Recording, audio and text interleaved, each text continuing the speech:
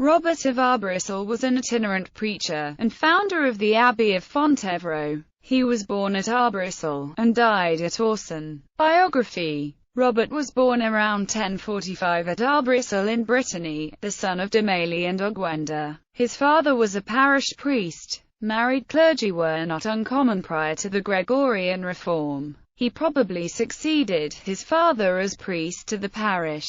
Seeking to improve his education, he went to Paris where he spent some years in study, perhaps under Anselme of Laon, and later displayed considerable theological knowledge. The date and place of his ordination are unknown. Sometime prior to 1076, Robert returned to his parish. In 1078, Bishop Sylvester de la Guerche was deposed by a legate of Gregory VII, and as Robert had supported Sylvester's election, Robert was compelled to leave the diocese. Robert resumed his studies in Paris until recalled by the now reinstated Bishop Sylvester. He then served as Sylvester's archpriest, effectively running the Diocese of Rennes. Bishop Sylvester attempted, with Robert's assistance, to introduce reforms which provoked antagonism on the part of the Breton clergy. Upon the death of Sylvester around 1093, Robert fled to Angers and there commenced ascetic practices which he continued throughout his life.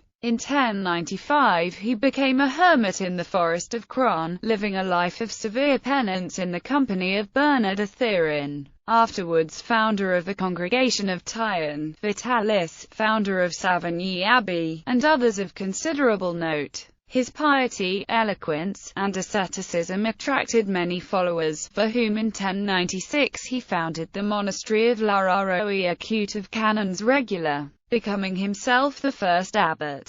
In the same year Urban II summoned him to Angers and appointed him an apostolic missionary authorized to preach anywhere. His eloquence, heightened by his strikingly ascetic appearance, drew crowds everywhere. Those who desired to embrace the monastic state under his leadership he sent to La Roye-Acute, but the canons objected to the number and diversity of the postulants. Robert resigned the abbacy, and in 1099 founded the double monastery of Fontevraud. He appointed Herlanda of Champagne, kinswoman to the Duke of Brittany, as abbess, and Petronilla, Baroness of Kemmel, as coadjutress. Fontevraud followed the rule of Saint Benedict. Robert's legend has long alluded to the presence of converted prostitutes, and there is indeed considerable contemporary evidence for this assertion. Baldric of Dole writes of the presence amongst Robert's disciples of meretrices, a Latin word usually used at the time to refer to prostitutes, or at the very least, morally loose women. The almost certainty of prostitutes being amongst Robert's followers is confirmed by a text discovered at the monastery of Arcs de Cernay. In the text, Robert visits a brothel in Rouen and speaks of sin to the prostitutes there. Enraptured, they walk away into the wilderness with him. Robert aimed to attract adulterers and prostitutes to the medicine of repentance. The text avers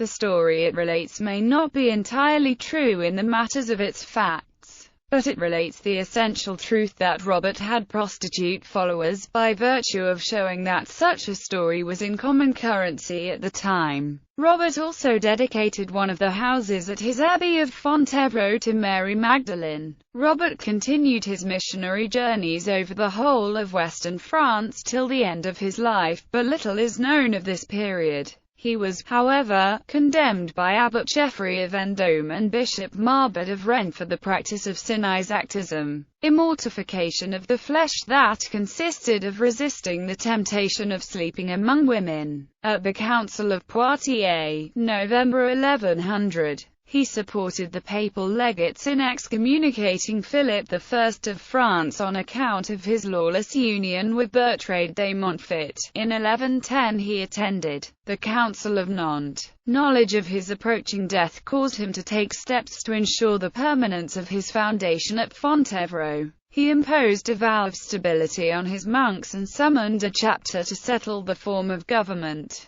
From Haute-Brière, a priory founded by the penitent Bertrade, he went to Orson, another priory of Fontevraud, where he died. The Vita Andrea gives a detailed account of his last year of life. Veneration. Robert was never canonized, but was beatified. Thus is Blessed Robert's feast day in the Western Church February 24. The accusation made against him by Geoffrey of Vendôme of extreme indiscretion in his choice of exceptional ascetic practices was the source of much controversy during the 17th and 18th centuries. Other evidence of eccentric actions on Robert's part and scandals among his mixed followers may have helped to give rise to these rumors. The Fontevraud's did everything in their power to discredit the attacks on the founder. The accusatory letters of Bishop Marbodius of Rennes and Geoffrey of Vendôme were without sufficient cause declared to be forgeries, and the Mars